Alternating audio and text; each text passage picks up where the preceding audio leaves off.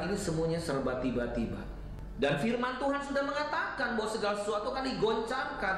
Tentang berakhirnya pandemi ini tidak ada seorang pun yang tahu. Kita tidak bisa memaksa Tuhan harus menghentikan sekarang juga. Tapi kita harus yakin, saudaraku, bahwa sebagaimana firman Tuhan katakan bahwa Dia membuat segala sesuatu indah pada waktunya.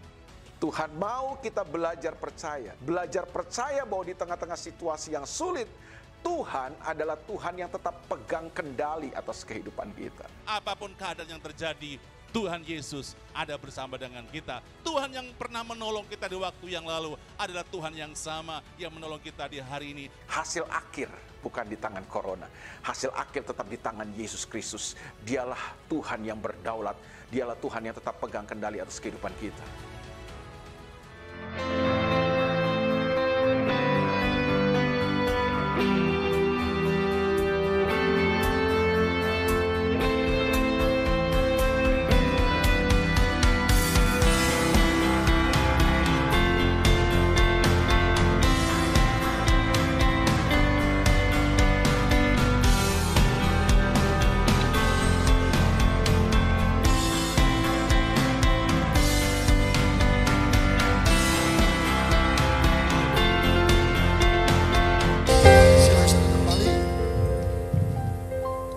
Saya masih akan meneruskan di dalam 1 Korintus pasal yang ke-13.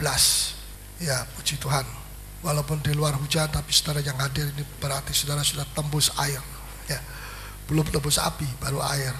Yang kena air saya lihat lebih segar daripada yang tidak kena air. Ya, puji Tuhan. Apa begitu, saudara? Betul? Tidak ya? Puji Tuhan. Pada minggu lalu saya menerangkan kasih itu sabar, ayat 4. Kasih itu murah hati, kasih itu tidak cemburu melihat orang lain diberkati. Ya, cemburu itu adalah orang yang mengatakan begini, tidak boleh ada orang lain yang lebih dari aku. Ya, tidak boleh ada orang lain yang lebih menyayangi aku. Itu cemburu. Ya, kita harus memberkati mereka. Ya, kalau mereka diberkati, mereka bersukacita. Orang cemburu itu tidak bisa sukacita. Dia melihat orang itu diberkati. Tapi kalau kecemburuan kita sudah hilang, kita bisa memberkati dia. Kita bisa memintakan ampun atau mengampuni dia. Ya. Dan kita rela dia diberkati duluan daripada kita, tidak masalah. Nah, ini sangat penting sekali. Sebab apa? Sebab kalau tidak ada ayat 4b bahwa kasih itu cemburu, kasih itu tidak cemburu, maka semua ayat kebenaran di dalam pasal 13 tidak ada artinya. Berkat-berkat tidak ada artinya. Apa saja tidak ada artinya. Apa sebabnya? Karena kita menanggapi dengan rasa cemburu bin cemberut. Kalau orang cemburu, mukanya cemberut kayak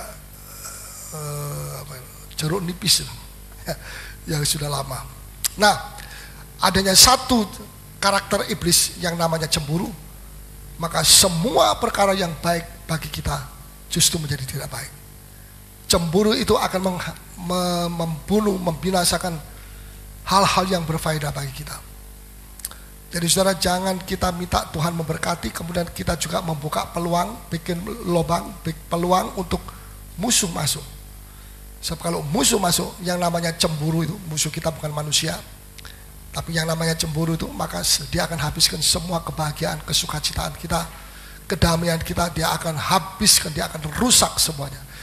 Sehingga apa yang Allah berkatkan kepada kita itu menjadi sia-sia. Kita menjadi jengkel, kita menjadi tidak enak, tidak bisa tidur, sakit mah. Ya, sakit mah bukan karena makanannya yang salah, tapi karena pikirannya yang salah. Ya, sudah. Alkitab berkata orang yang ada kasih itu dia akan bersukacita kalau orang lain itu diberkati juga. Bisakah sudah melihat orang lain, apalagi itu saingan, dan sudah diberkati, dan sudah bilang, puji Tuhan, diberkatilah Tuhan mereka. Bisa begitu? Tidak bisa kalau tidak ada kasih. Katakan kiri kanan, tidak bisa kalau tidak ada kasih. Haleluya. Kalau bisa berarti adakah? Tidak usah apa itu? Jawab berapa? Tidak usah teriak-teriak. Oh, saya ada kasih, saya ada kasih. Kamu kosong, kamu kering. Aku tidak. Ya, sudah tidak perlu kita gembar-gembor mengatakan saya ada kasih, Anda tidak ada kasih. Tanpa kita ngomong. Justru kalau orang itu ngomong begitu perlu dipertanyakan. Ini kasih dari mana? Kasih monyet, kasih manusia, kasih apa lagi? Ya. Sebab kasih Allah itu tidak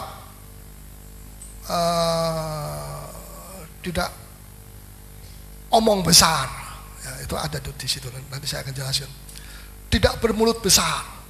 Orang yang mulut besar, sudah tahu bagaimana orang mulut besar? Mulut besar, mulutnya 2 kali lebarnya daripada saya. Bukan secara fisik, ukuran fisik tidak dipakai. Ya. Ada orang mulutnya kecil, tapi cakapnya besar.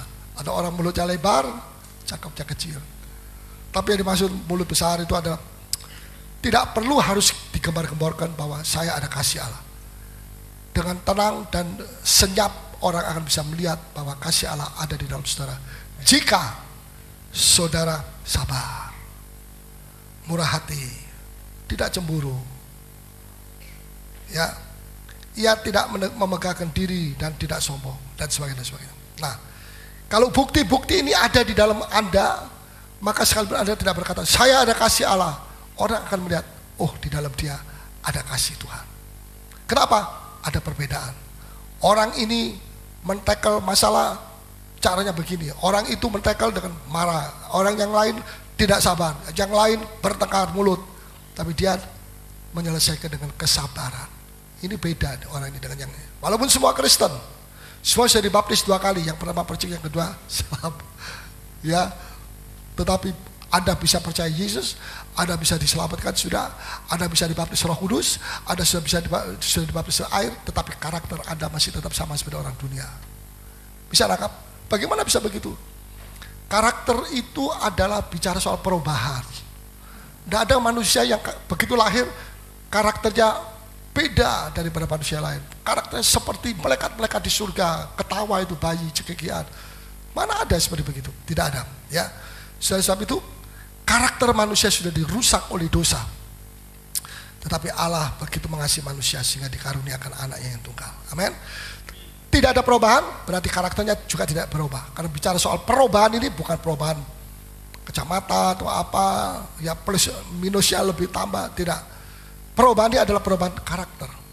Jadi saudara, bagaimana caranya karakter kita diubahkan dari satu perubahan kepada perubahan yang lain, dari satu perubahan yang lain kepada perubahan yang lain lagi, sampai pada akhirnya menjadi serupa dengan Yesus.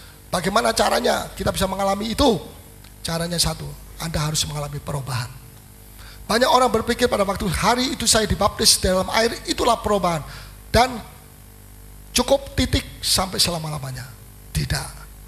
Perubahan itu hari demi hari. Di dalam 2 Korintus Paulus berkata, ya hari demi hari. Ya ayat pasal 4 ayat yang ke-16 bagian B. Ya kami dibaharui dari sehari ke sehari. Ini.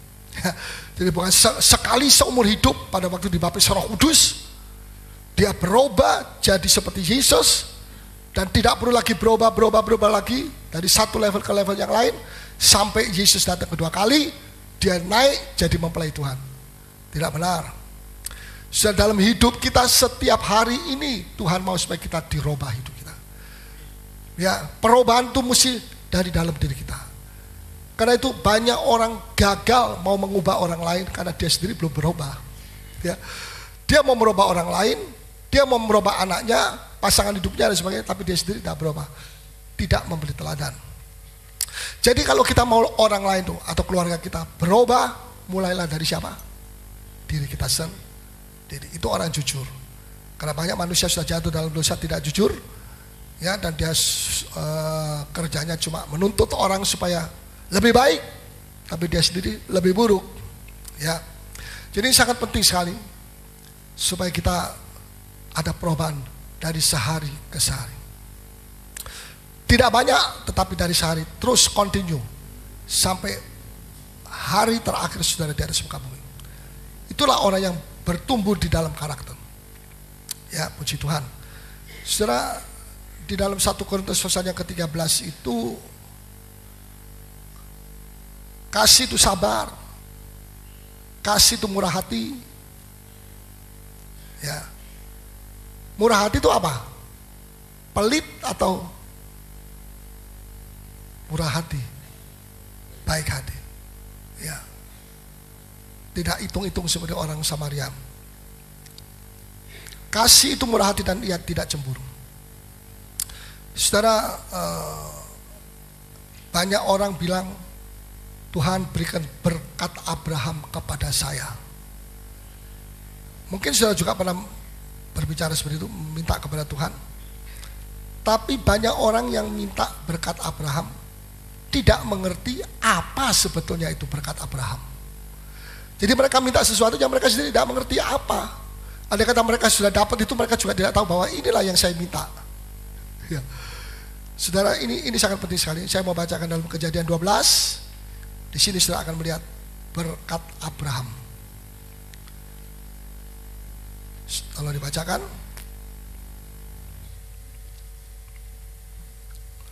ayat yang ke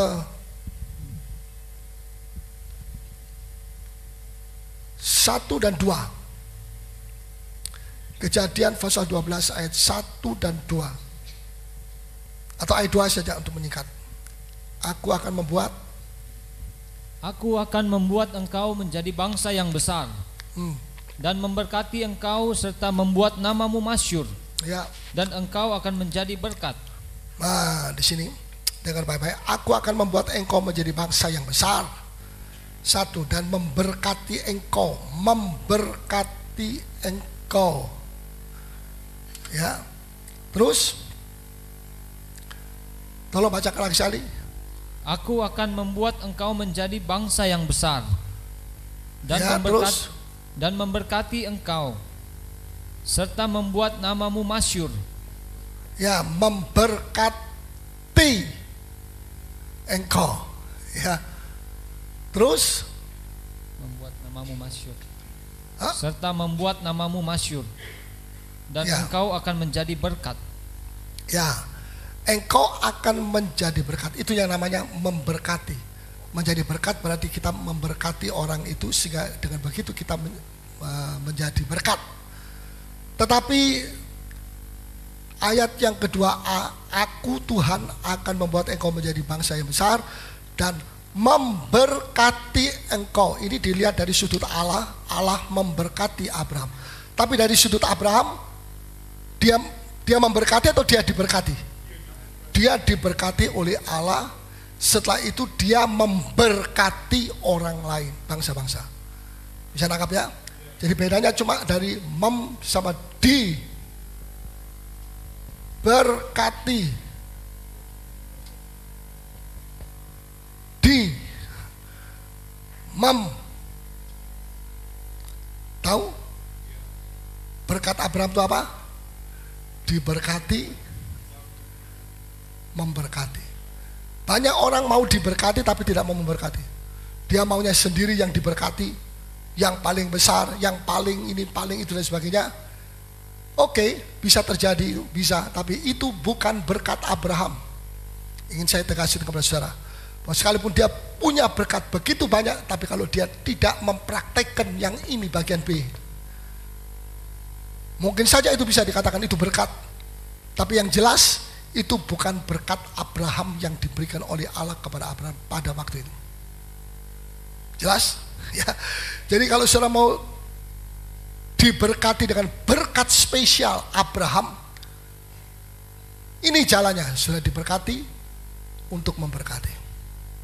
Kalau ambil salah satu, bukan berkat Abraham.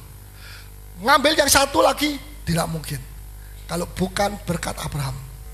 Jadi saudara, mengapa seringkali Tuhan berhenti memberkati? Di sini, Tuhan memberkati atau artinya Abraham diberkati. Bisa nangkap? Jangan bingung. Ya. Mengapa kadang-kadang ada orang Kristen yang diberkati tapi satu ketika dia berhenti diberkati? Allah tidak memberkati dia lagi karena dia berhenti juga memberkati. Karena dia berhenti memberkati orang lain, maka Allah juga berhenti dari memberkati Abraham atau orang itu. Jadi kuncinya kalau tidak mau di stop berkat itu, maka kita ini harus menjadi orang yang memberkati. Ya tapi saya punya uang sedikit, saya tidak punya uang. Pertama, saudara mesti tahu bahwa memberkati itu adalah kasih karunia. Bukan bicara soal punya uang atau tidak punya uang. Ada banyak orang punya uang tapi tidak mau memberi. Ada orang yang sedikit uangnya memberi, seperti janda Sarfat, seperti janda-janda yang lain yang ada di dalam Injil Lukas. Jadi bukan soal kita tidak punya atau tidak punya. Ya, pasti orang itu kalau ditanya punya, walaupun sedikit, ya saya punya.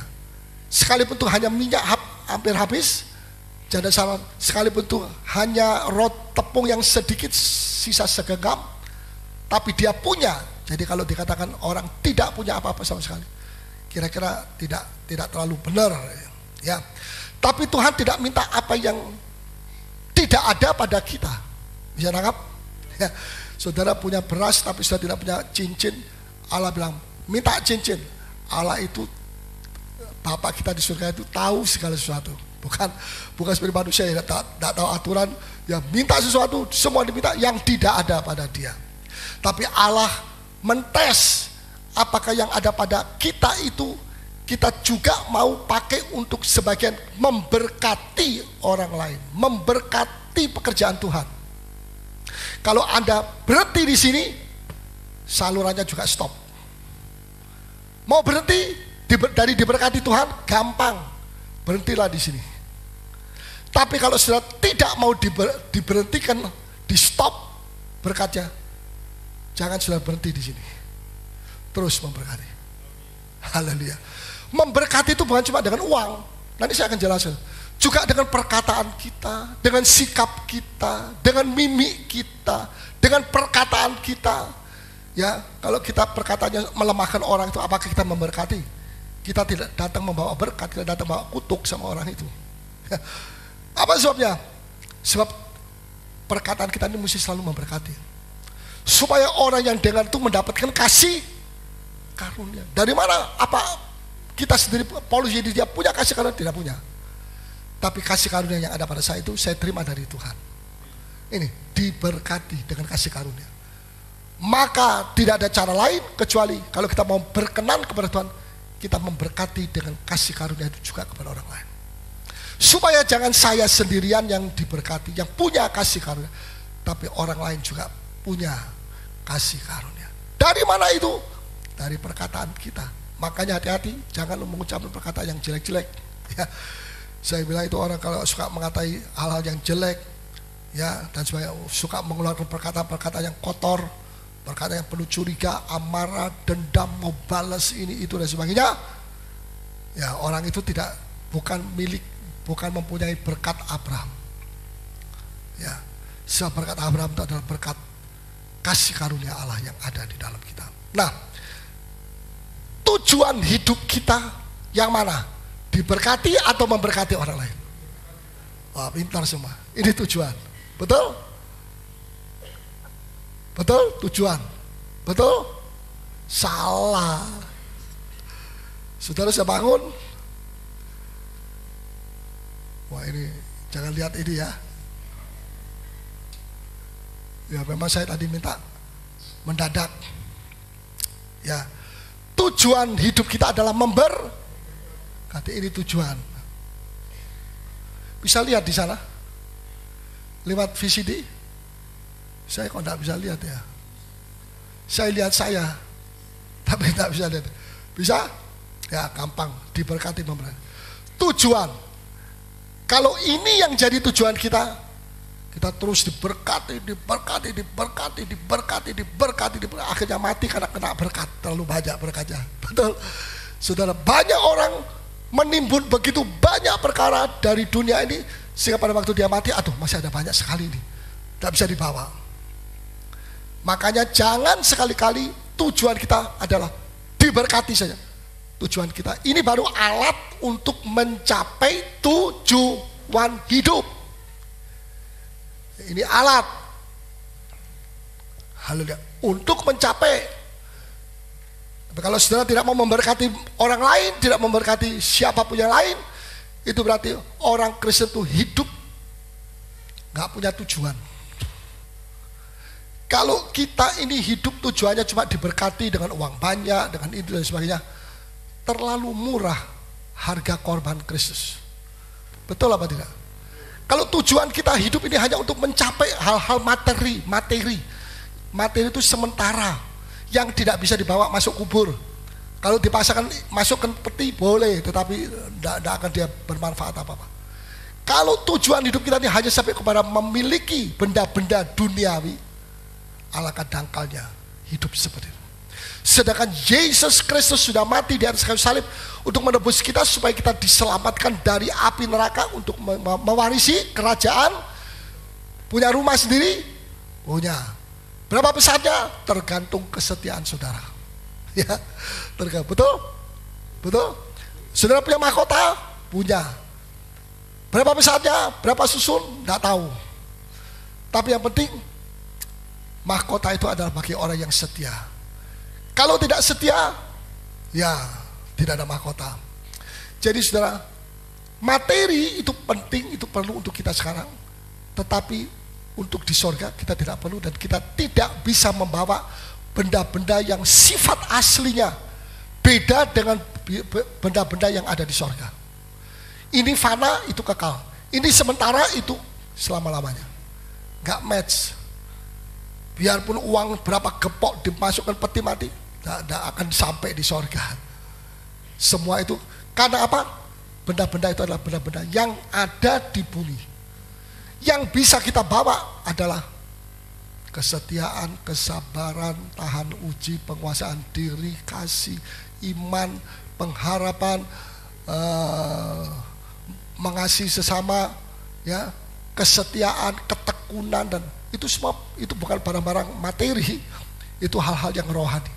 Dan karena kita mau menuju ke tempat yang rohani, yang kita bisa bawa adalah hal-hal yang rohani. Makanya Yesus berkata, jangan kamu cuma menghimpun kekayaan duniawi. Kalau itu memang berkat Tuhan, oke, tetapi kumpulkan harta surgawi. Jadi ada dua macam harta, duniawi dan surgawi. Nah, yang ini cuma dipakai untuk di dalam negeri, ya maksudnya di dunia. Tapi kalau ini luar negeri, luar angkasa, ini sorga. Puji Tuhan, supaya saudara mengerti bahwa, nah, mengapa Allah itu memberkati Abraham terus menerus? Orangnya sudah mati, berkatnya masih terus mengalir kepada anak cucunya, entah ke 40, ke 80, ke 100. Jadi sudah 100 keturunan atau berapa saya tidak tahu. Ya, dan Allah masih terus memberkati. Abrahamnya sudah 2000, 4000 tahun yang lalu. Ya, 4000 tahun yang lalu. Sudah mati. Tapi berkatnya masih terus dicurahkan kepada anak cucunya yang sekarang ada di Israel. Itu bangsa yang sedikit 14 juta, ya kurang lebih, tetapi ditakuti oleh musuh-musuhnya. Dan dia tidak takut siapa-siapa. Dan ada kata perang, dia menang. Selalu menang. Kenapa? Allah ada berkat khusus, anak perjanjian. Yang lain bukan anak perjanjian. Ya ini tidak perlu kita bicarakan di umum. Dan nanti mereka marah, oh aku anak perjanjian juga. Sebab kita bisa menjadi anak perjanjian sekarang tidak melalui Abraham, karena tidak ada darahnya Abraham di sini mengalir, ya. Tapi melalui korban Kristus, melalui Yesus kita disebut dalam surat Roma sebagai anak Abraham. Dan kalau kita diberkat, kalau kita menjadi anak Abraham, pasti kita juga mewarisi. Betul? Nah, seperti Israel mewarisi, karena kita anak adopsi, diadoptasi, ya. Dan kita mewarisi janji-janji Abraham, Tuhan kepada Abraham pada 4000 tahun yang lalu. Kita bisa mewarisi, dan kita pasti mewarisi selama kita jangan berhenti memberkati. Kalau kita berhenti di sini, maka Allah berhenti di sini, dan ternyata orang ini yang tadinya sumurnya berbual-bual dengan air, sekarang sumurnya sudah jadi kering. Kenapa? Bukan, jadi kalau dia jadi kering rohani, kering jasmani, Jangan salahkan Tuhan. Betul? Kenapa? Kesalahannya adalah pada diri kita. Karena kita berhenti di sini. Kita nimbun terus di sini. Kita tidak menyalurkan di sini untuk pekerjaan Tuhan dan sebagainya. Maka itu membuat Tuhan akan menghentikan sini. Ya. Kalau kita tidak mau dihentikan berkat daripada Abraham itu, marilah kita terus memberkati. Dimanapun kita pergi, kita memberkati. Puji Tuhan. Memberkati. Ya, apa saudara mau memberkati? Haleluya. Supaya sumur kita tidak kering. Ya. Selama Anda terus memberkati, maka Allah juga terus memberkati kepada Abraham. Itu tidak bisa keliru ya. Coba kita baca. Ada jaminan Tuhan. Kalau kita terus memberkati, maka dijamin bahwa berkat Tuhan, berkat Abraham itu tidak akan berhenti ke kita. Galati 6 ayat yang ke-7. Tolong bacakan.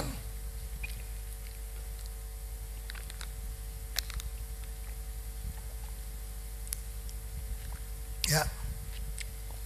Jangan sesat. Allah tidak membiarkan dirinya dipermainkan. Ya, jangan sesat, jangan salah paham. Banyak orang salah paham. Terus Allah tidak membiarkan dirinya dipermainkan. Oleh apa? Oleh hal-hal duniawi, oleh manusia. Terus karena apa yang ditabur orang, ya, itu juga yang akan dituainya. Nah, dengar sini, apa yang ditabur ini tadi ya, akan yaitu diberkati sama Tuhan. Ini turun menjadi tuaian. Kalau kita terus menabur, ini menabur, memberkati, maka kita akan terus menuai. Amin. Jadi kunci ada pada siapa? Hah? Kunci ada pada siapa? Bukan kunci Inggris. Nggak tahu kenapa kok dikatakan kunci Inggris, kok tidak kunci Prancis.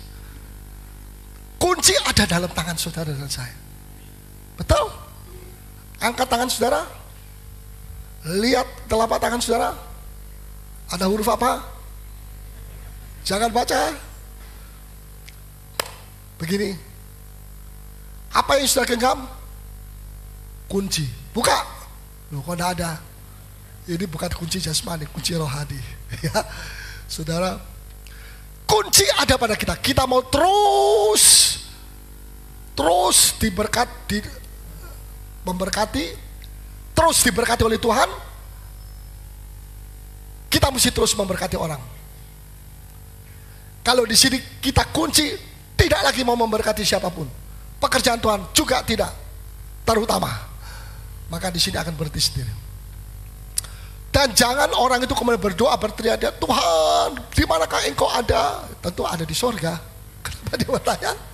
Masalahnya dia tidak bisa masuk sorga, belum mati.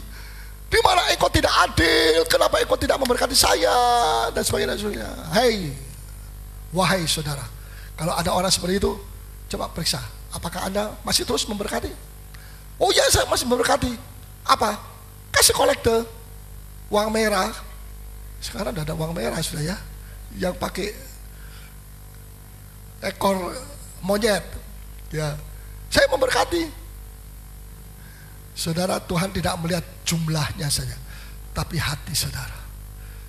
Saudara, si A kasih 1 juta, tapi di belakangnya dia ngomel, itu gereja mata duitan, pendetanya mata duitan, diakennya juga semua mata duitan,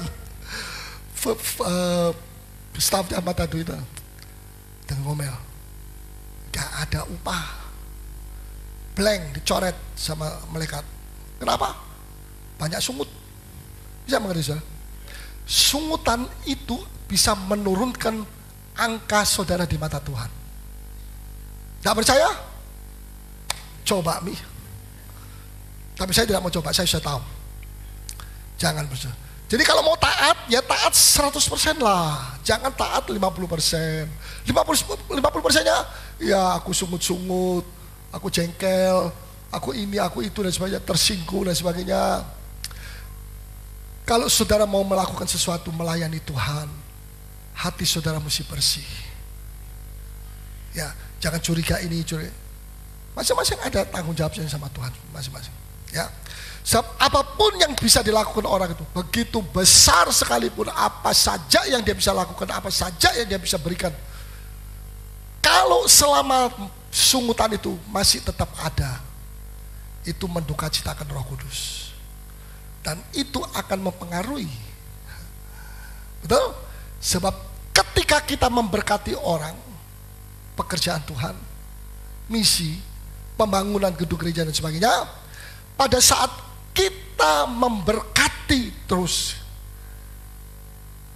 itu seperti kita membuat satu kontrak janji dengan Bapak, bahwa Bapak juga aku tidak akan berhentikan berkat kepada terus berkat terus. Dia memberkati terus. Bapak bilang, selama engkau tidak berhenti, aku juga tidak berhenti. Luar biasa. Tapi begitu dia berhenti, dia mungkin capek. Kenapa kok saya saja yang mesti berbuat ini? Kenapa cuma saya saja yang mesti melayani? Kenapa kok saya saja yang mesti korban ini? Itu Maria cuma duduk saja, malas itu.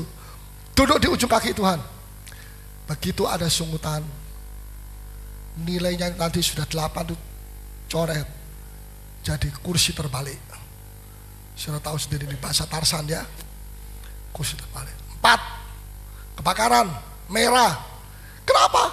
Saya sudah melayani Tuhan 30 tahun, kok masih ada kursi 4? Kursi ada angka 4. Tuhan tidak cuma melihat kegiatan sini, kegiatan situ, kegiatan ini, kegiatan. Tuhan lihat hatimu tuh gimana. Kamu melayani aku memang, tetapi hatimu tidak betul, nggak sungguh-sungguh. Masih ada omelan, masih ada rasa tidak puas, masih ada macam-macam hal yang lain, masih ada sungutan, masih ada marah, masih ada iri hati. Tuhan mau itu kita bersihkan semuanya. Bisakah kita bersihkan? Bisa, tapi bukan kita minta darahnya Yesus membersihkan. Apa gunanya setiap Jumat kita makan perjamuan suci? Kalau yang dendam tetap dendam, kayaknya perjamuan suci darahnya Tuhan itu tidak bisa menghapus. Dendam, marah, tidak mengampuni, ya ngomel, sungguh dan sebagainya. Darahnya Tuhan Yesus itu berkuasa. Amin. Tapi mengapa terus tiap Jumat makan minum? Ada gereja yang tiap minggu makan minum, karakternya tidak berubah. Jangan sampai ini menjadi tradisi. Amin. Makanya kalau sudah mau makan perjamuan suci, sudah minta Tuhan semua roh tradisi, roh adat istiadat yang memang sudah begini, ya itu dihilangkan. Supaya kita makan perjamuan suci ini betul-betul seperti kita berhadapan dengan Tuhan Yesus sendiri. Tubuhku, darahku. Siapa yang minum darahku, dia akan mendapat hidup kekal. Yohanes 6. Siapa yang makan dagingku akan mendapat hidup kekal. Orang Yahudi kritik, makan dagingmu, gimana? Apa dagingmu sih disayat-sayat begitu? Mereka tidak mengerti bahwa Yesus sebentar lagi akan mati di salib. Dan perjamuan suci itu menggambarkan Yesus mati di salib. Marilah kita makan, jangan dengan roh kebiasaan, tapi dengan sungguh-sungguh. Ya, saya mau lanjutkan. Saya mau tanya sama saudara, kira-kira hatinya Tuhan itu gimana sih? Mau terus memberkati kita atau tidak? Mau atau tidak? Mau terus memberkati. Apakah Tuhan itu bisa capek? Saudara, aduh Paulus, aku sudah capek, aku mau tidur dulu. Ya jangan ganggu aku. Bisa begitu? Tidak. Ya, Allah itu hatinya mau bukan cuma memberkati, tapi terus menerus memberkati. Terus. Asal kita bisa dipercaya. Ya, bagaimana caranya dipercaya? Salurkan itu yang Anda diberkati. Ya, mungkin Anda diberkati 10 juta. Keluarkan dulu 10-10-nya. Sisanya Anda mau memberkati ya 1 juta kayak 500 ribu kayak. Ya boleh dari 10.000 kayak, dari 1.000 boleh juga. Tapi saya mau beritahukan sesuai dengan kata Rasul Paulus, yang memberi sedikit jangan mengharapkan menuai banyak. Kecuali kalau dia memang tidak punya apa-apa seperti janda Sarfat itu. Memang dia tidak bisa memberi lebih daripada apa yang dia punya. Ya. Nah, di sini kuncinya. Saya kembali kepada kuncinya. Ya. Jadi saudara, kita mesti berhati-hati, jangan sampai kalau kita tidak bisa dipercaya. Bagaimana caranya tidak bisa percaya? Kita diberkati, tapi kita tidak lagi memberkati orang, tidak lagi memberkati pekerjaan. Itu berarti harta yang Tuhan berikan kepada kita itu, kebaikan itu kita pakai sendiri, nikmati sendiri. Seluruhnya kita menikmati sendiri. Orang begini, ini namanya tidak bisa dipercaya.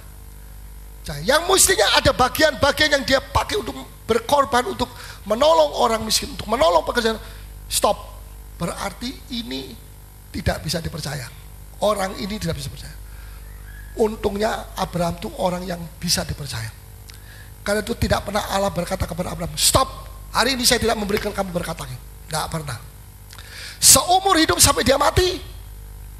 Bukan cuma mati, banyak orang kalau sudah mati, stop, sudah selesai. Orangnya kan sudah dikubur. Tapi Abraham tidak. Abraham mati, anak cucunya terus diberkati, terus sampai hari ini. Luar biasa. Saudara, apa sebabnya? Ada dua. Bisa mempertanggungjawabkan, dan yang kedua bisa dipercaya. Kalau Anda mau terima berkat Abraham, Anda mesti punya dua perkara. Bisa dipercayakah? Saya bisa dipercayakah? Anda bisa dipercayakah? Bisa nangkap? Ada orang yang selalu, wah ini jangan-jangan korupsi. Wah jangan-jangan korupsi. Di dalam gereja juga ada korupsi. Dengar baik-baik. Mengapa ada orang yang bisa bersikap seperti itu? Karena dia ukur dengan dirinya. Dia sendiri koruptor yang terbesar.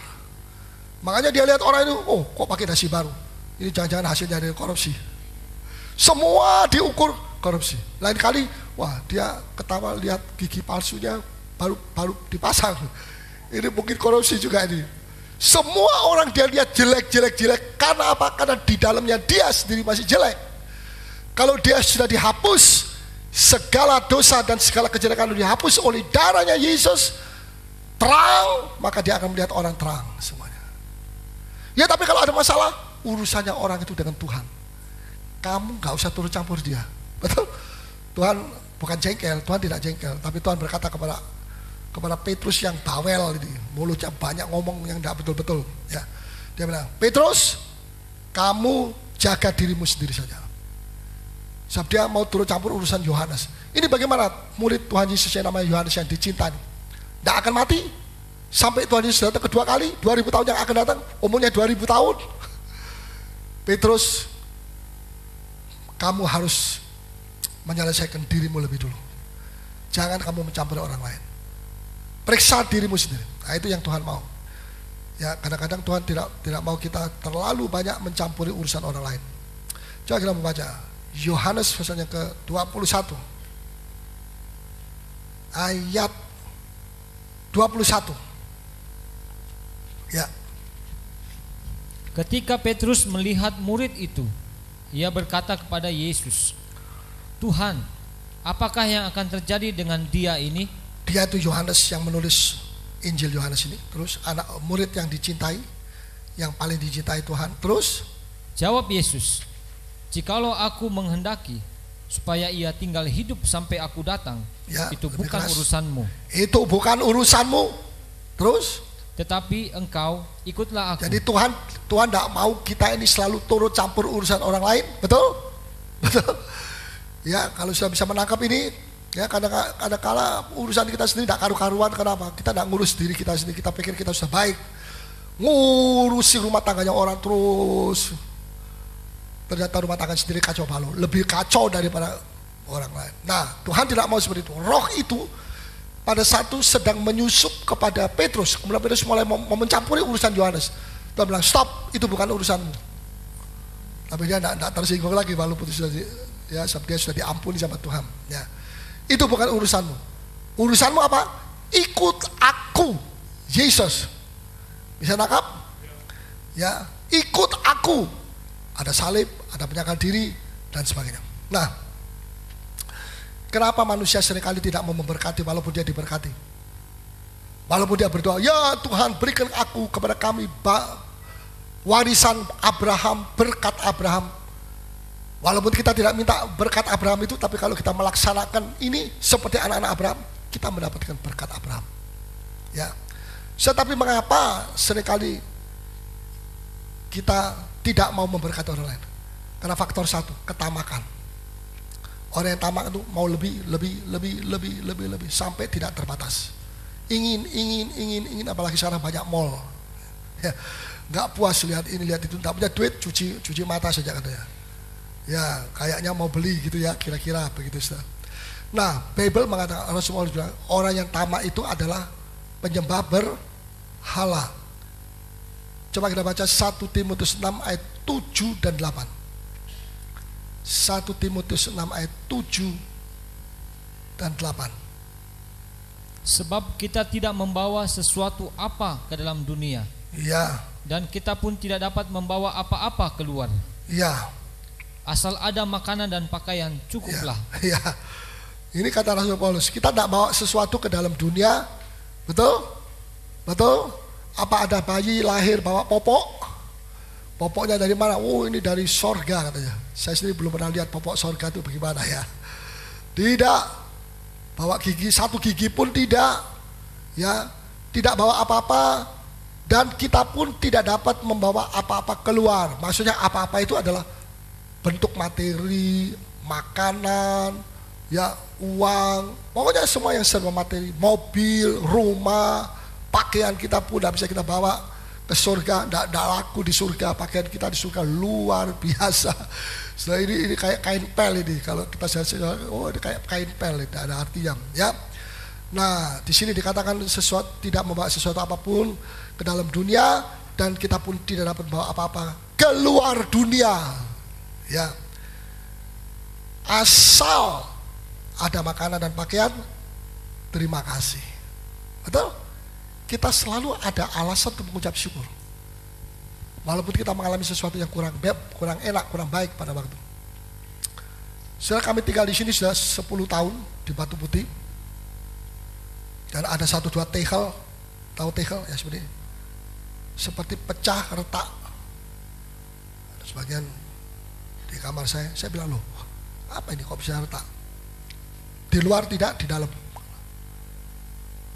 Hampir saya mau bilang, ini pembuatnya gimana ini, tegelnya, perusahaannya di mana ini. Tapi Roh Suci datang kepada saya, Paulus, kamu sudah mengajar jangan bersungut. Walaupun kamu punya alasan kuat untuk bersungut, dan kamu tidak salah kalau bersungut, tapi aku mau supaya kamu tidak bersungut. Oh Tuhan, terima kasih. Saya mensyukuri rumah itu saya boleh tinggal. Roh Kudus menolong saya. Ya betul juga ya, betul juga. Ada orang rumahnya baru 5 tahun, 4 tahun, tegelnya sudah kacau balau. Tegelnya sudah rusak-rusak. Saya ini 10 tahun, 11 tahun. Oh terima kasih Tuhan, saya lebih lama daripada orang itu. Bisa mengerti? Atas dasar itu saya bisa mengucap syukur. Selalu di dalam segala keadaan yang menyedihkan, atau percobaan, atau yang merugikan saudara, cari di situ, cari. Anda pasti akan menemukan satu hal di mana Anda melihat itu satu kebaikan Tuhan di tengah-tengah percobaan itu. Dan dengan satu alasan itu saudara bisa mengucap syukur. Terima kasih Tuhan. Tegelku baru sudah 10 tahun, 11 tahun baru pecah. Banyak rumah yang 2-3 tahun sudah pecah.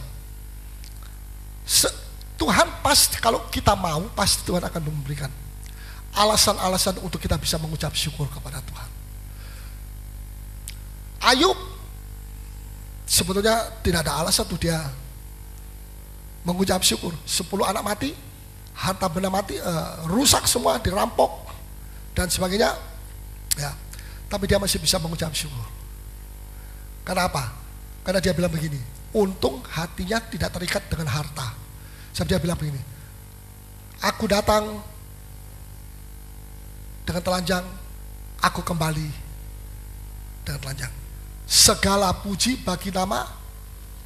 Artinya begini, aku datang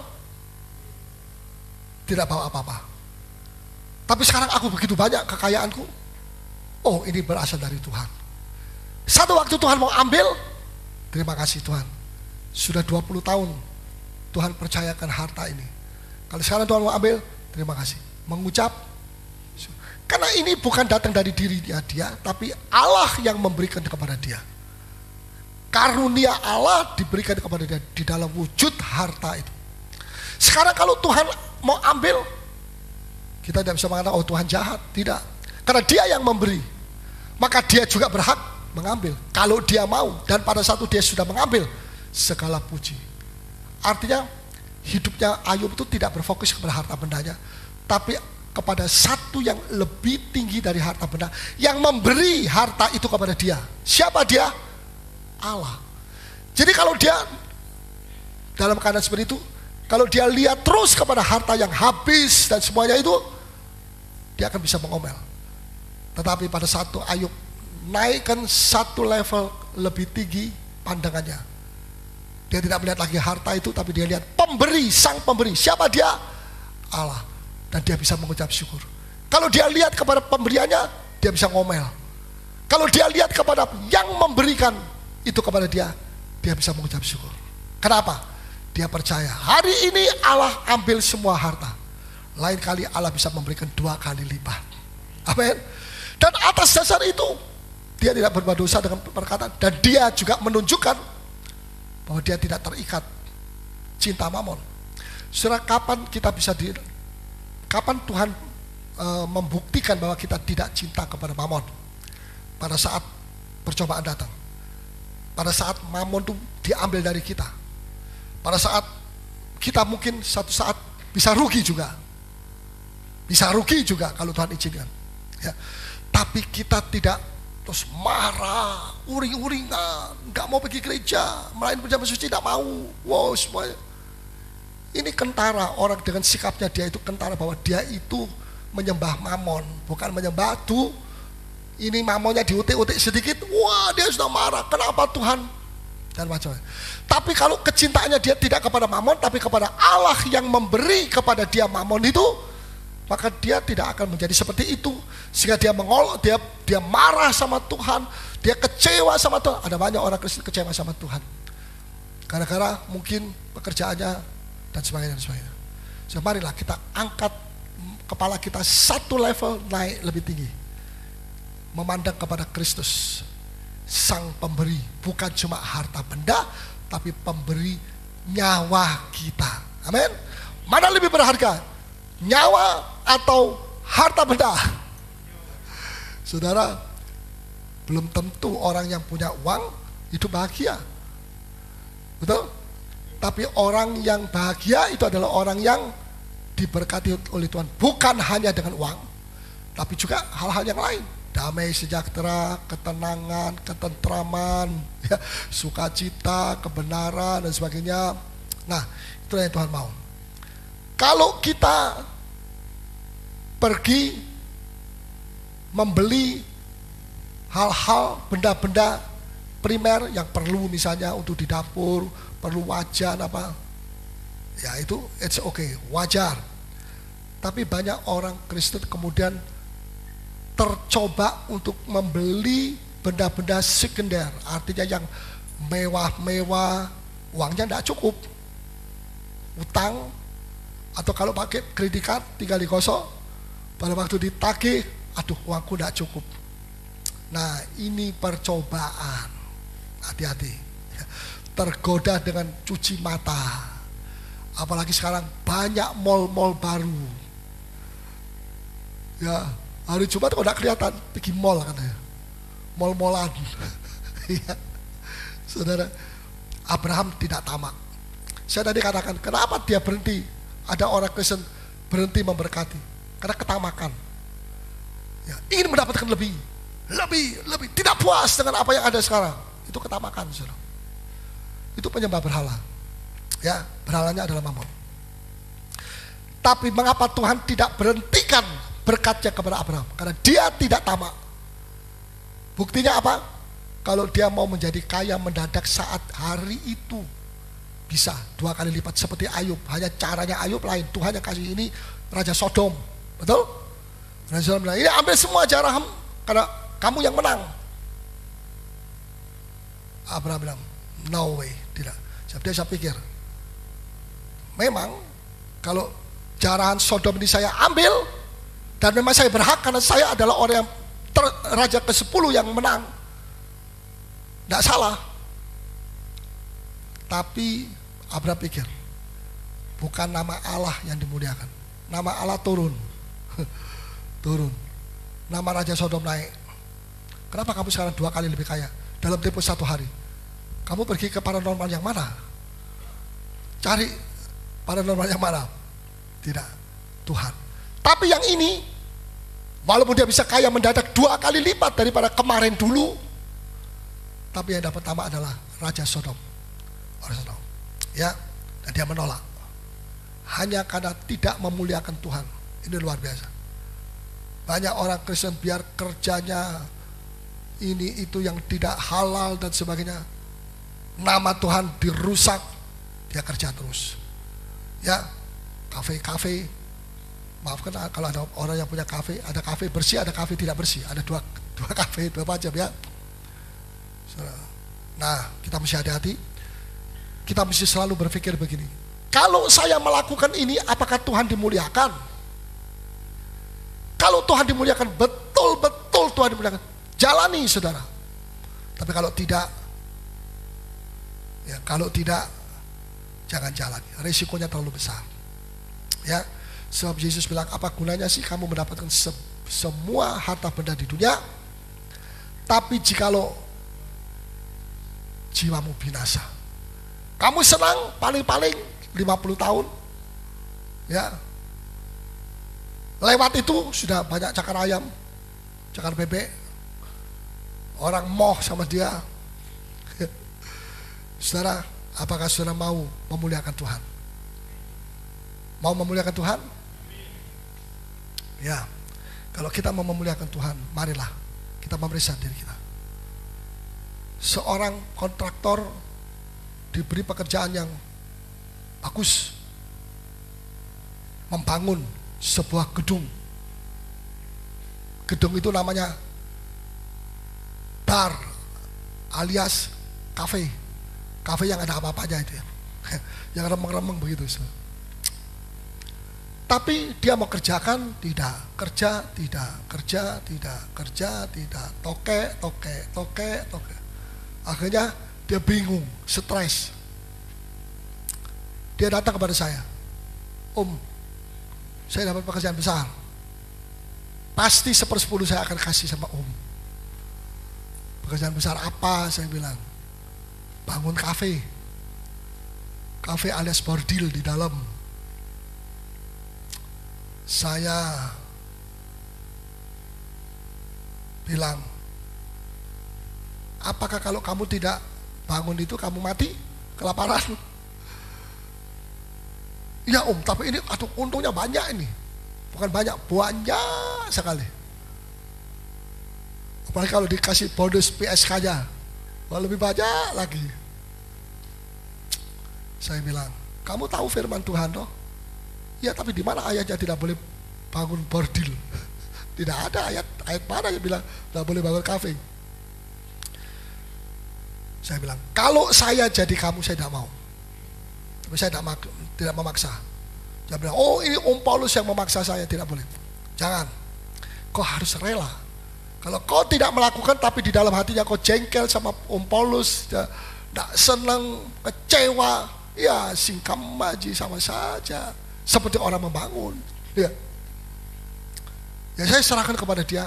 Anda yang mesti mengambil keputusan, Anda yang memilih, silakan. Cuma, ya itu tadi jawabannya. Akhirnya dia tidak jadi. Kenapa kau tidak jadi? Hati nurani saya. Kenapa hati nuranimu nggak bisa tidur? Saya belum pernah melihat hati nurani tidur tuh gimana sih? Ya Om, gelisah kayak pintu engsel itu, ada krek. 1 jam tuh kayak 1000 tahun katanya dia. Dia peka, ya, dan dia bilang, aduh, aku nggak sejahtera. Ya itu Roh Kudus, ya seperti burung merpati, tak sakit, lama-lama dia sakit, dicucui terus sama roh. Ya, saudara, itulah sebabnya mari. Kalau apa yang kita lakukan itu tidak memuliakan Tuhan, jangan kita lakukan. Merokok itu memuliakan Tuhan atau tidak? Saudara yang jawab, bukan saya. Betul? Betul. Berbahagialah orang yang mengatakan tadi. Ada orang bilang begini, rokok itu, satu batang rokok bisa mempersingkat hidup manusia berapa? 10 menit atau kan? Bayangkan aja kalau tiap hari 1 tahun, 50 tahun saudara merokok terus, berapa tahun saudara mesti mati duluan sebelum harus mati gara-gara rokok. Merusak di sini juga. Tapi saya percaya di sini tidak ada yang merokok. Amin. Kalau ada, bertobatlah. Puji Tuhan. Ya, Tuhan mau memberkati kita. Dan marilah, saya akan meneruskan nanti minggu depan, saudara-saudara, tentang kasih. Kasih ini setiap kali saya periksa kembali, saya kagum. Luar biasa. Gak berhenti-berhenti. Sudah saya jelaskan minggu lalu, masih Tuhan berikan lagi. Terus seperti sumur yang tidak pernah kering. Pewahyuan Tuhan, pengetahuan ilahi tidak pernah kering. Dan ini sesuatu yang luar biasa. Saudara, Tuhan mau supaya kita dalam segala sikap hidup kita memuliakan Tuhan. Apa saudara mau memuliakan Tuhan? Memuliakan Tuhan itu tidak berarti mesti naik mau podium di sini dan pakai dasi seperti saya. Tidak. Tuhan tidak tertarik dengan apa yang sebelah luar. Ya, tapi Tuhan tertarik dengan apa yang ada dalam hatiku. Apa yang ada di dalam hati kita sekarang.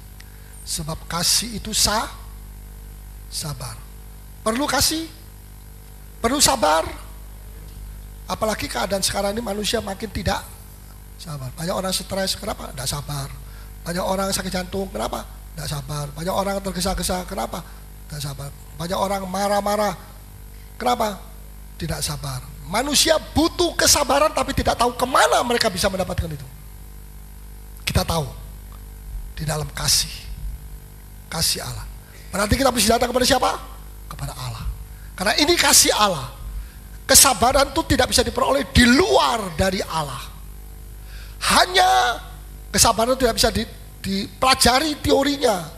Mungkin di STT dan sebagainya, di sekolah Alkitab, tidak. Tapi kita mesti datang kepada Dia. Kalau kita mendapatkan Tuhan Allah, kita dapatkan kasih. Kalau kita dapat kasih, kita bisa menjadi sabar. Betul? Haleluya. Makin sabar, ya. Terakhir ya, dalam hal apa kita mesti sabar? 1, menunggu. Kalau saudara bisa menunggu tanpa bersungut, itu kasih. Oh ya, saya bisa menunggu kalau pesawat terbang delay, ya. Tapi saya ngomel. Ya, lebih banyak ngomel, lebih kurang pahalanya. Ya. Jadi lihat saja nanti kalau ada mau naik pesawat, dan saya pesan juga kepada saudara yang pergi ke Jakarta, ya, lakukan PA ini, pelajaran ini, laksanakan pelajaran. Kalau saya menemukan sesuatu yang mungkin pasti atau mungkin terjadi itu, ya, mungkin ada sesuatu keremelan di hotelnya atau di pesawat atau di apa, jangan bersungut-sungut, mengucap syukur kepada Tuhan. Mau? Mau ada belas ini mau, tapi mau yang ngomong mau ini pergi Jakarta atau tidak? Kalau enggak ya tidak perlu saudara ngomong mau. Ya, yang pergi Jakarta coba tolong angkat tangan, tinggi-tinggi. Loh, takut? Ya, ada 40-50 orang kurang lebih yang berangkat sana. Kalau saya misalnya menunggu, itu belum apa-apa. Lebih sulit menunggu jawaban Tuhan, seperti Abraham mesti tunggu 25 tahun. Menunggu datangnya jodoh, itu juga satu hal yang sulit sekali saudara ya. Menunggu datangnya anak, sudah kawin 17 tahun. Ada saudara Tuhan 17 tahun tidak punya anak, yang ke-17 baru lahir anak. Bayangkan, untung masih bisa lahir anak, saya bilang ya. Menunggu ini itu dan sebagainya ya. Mari kita belajar mengucap syukur. Terima kasih Tuhan. menunggu 1 jam lagi, berarti saya masih bisa saksi-saksi di sini dan sebagainya. Ya saudara ya, yang menunggu jodoh ya tetap, kalau memang Anda ditentukan Tuhan punya jodoh, pasti jodohnya datang. Tapi kalau tidak, ya tidak usah cari-cari, ya tidak usah cari-cari. Nanti Tuhan punya maksud sendiri. Ya, saudara, ini sangat penting sekali. Ya, jangan berpikir bahwa orang yang tidak menikah itu low, tidak low, tetap sama dengan orang yang menikah. Harus dihormati, sama-sama dihormati. Ya, dan juga sabar itu satu jalan yang sulit memang, tapi justru itu yang membawa kita makin dewasa rohani kita. Betul? Kalau tidak, kita jadi orang selalu tergesa, maunya mesti jadi, hari ini mesti jadi. Wah, lama-lama otoriter itu. Ya, orang yang demikian sulit sabar dengan kesalahan orang. Ya, mengerti? Orang yang sabar itu tidak cari-cari kesalahan orang, tidak. Tapi andai kata ada kesalahan orang, kita bisa sabar. Karena aku sendiri juga bisa melakukan kesalahan seperti itu. Bisa mengerti, saudara? Kesabaran, ya. Sabar dengan keadaan kita, keadaan diri kita sendiri. Paulus mesti sabar dengan keadaan Paulus Yedidia. Saudara juga sabar dengan keadaan saudara. Kalau sabar terhadap diri kita sendiri aja nggak bisa, bagaimana kita mau sabar dengan orang lain? Betul? Ya, dan terutama kita mesti sabar menunggu di kakinya Tuhan, kakinya Tuhan Yesus. Di situ kita akan diajar untuk sabar. Yang terakhir, melalui tidak sabar, iblis mendapat lubang untuk menyerang saudara. Betul? Melalui tidak sabar, ketidaksabaran itu seperti satu lubang, iblis masuk di dalam rumah tangga saudara atau ke hidup saudara. Kenapa kok bisa terjadi begini? Karena nggak sabar. Sudah memarah, tegang, stres, makin tegang, hatinya makin besar, lubangnya makin besar, iblis masuk. Dia tukang kacau di dalam, pasti berhasil kalau dia yang kacau. Tapi jangan sampai orang yang tidak sabar itu damai sejahteranya sudah hilang. Betul apa tidak? Adakah orang yang tidak sabar marah-marah? Saya nggak sabar, marah-marah. Tapi saya sabar sekali, sabar sama iblis. Tapi saudara, sebelum iblis bisa mengalahkan kita, marilah kita minta kesabaran dari Tuhan. Mau minta kesabaran dari Tuhan? Kasih itu katakan kiri kanan, kasih itu sabar. Ingat, nanti pulang kalau digemprong sama suami, sabar dalam susah sukarmu. Dari mana ini nyanyian? Paulus yang nyanyi. Wah, Paulus ditelepon. Ya sudah, tidak apa-apa. Kalau ditelepon untuk hal seperti itu. Tuhan Yesus tidak pakai telepon, langsung disalib. Lebih berat daripada saya. Mari kita makin berdiri semakin dalam kepada Tuhan.